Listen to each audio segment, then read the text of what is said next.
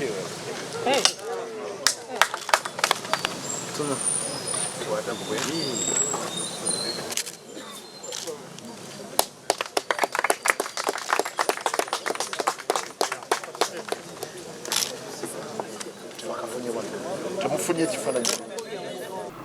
theme of our celebrations over the 100 years of this cathedral is God from the first letter of Corinthians, chapter 3, verse 16 and 17, as you see it there.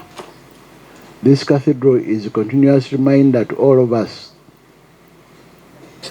of the message of this theme, and its beauty reminds us of the strong faith and love of God's chosen men and women who contributed to its construction. In the spirit of this theme, we remember with gratitude all the bishops and archbishops, priests, religious, catechists, and other pastoral agents who have served in this cathedral for the last 100 years for the glory of God and the sanctification of his people.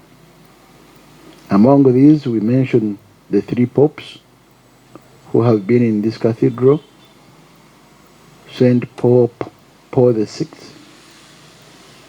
Saint Pope John Paul II, and now Pope Francis, who came here in 2015.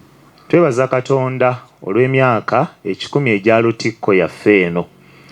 Ebirungi bingi nnyo Mukama byatuweereddemu, emikisa gy'atuwadde, ekigambo kya Katonda kirangiriddwa mu yo, amasakalamentu gafuniddwa, enjigiriza ez'enjawulo ezitukutteko ebbanga lino lyonna. Omukama tumwebaza era tumutendereza. Mukisa gwa njawulo nnyo okubanga emyaka 10 gituuse ng'ate weetuli nga tuli balamu. Omukama tumwebaza era tumutendereza. Awo nno nga Kitaffe Ssaabasumba bw'anaatulambika, nsaba ffenna twenyigire mu nteekateeka zino, tujaguze emyaka gino 10 ng'ate twenyumiriza mu Lutikko yaffe eno nga butendereza n'Omukama. Byonna bye banaatwanjulira tusaba Omukama atuyambe tusobole okubituukiriza obulungi nga Mwoyo we bw'anaabeera atulambika. Nsooka okwebaza Archbishop yandabamu omusana nannondo okulembera omulimu guno omunene bwe guti ogw'amaanyi, ogw'ettendo, ogw'ekitiibwa. Mwenna nga bwe mumanyi, Lubaga ye Lutikko enkulu mu Uganda. Yesinga obukulu era ndowooza yesinga okuba enkulu ku zino zonna mu Uganda. N'olwekyo bwe biweza emyaka 10 n'oba nga gw'okulembera ttiimu, kiba kintu ky'amaanyi nnyo, era ssebo nkwebaza era nkulayirira nti omulimo njaguggusa wamu n'ettiimu gye wannondera.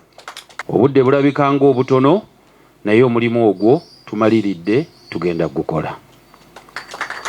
Njagala okwebaza nnyo chairman waffe atukoze bulungi nti enkiiko azituuzizza ezimalira ddala okutuuka olwaleero. Ssebo Engineer Pius Mugerwa Mugalasi kojjange, weebale nnyo, weebalire ddala.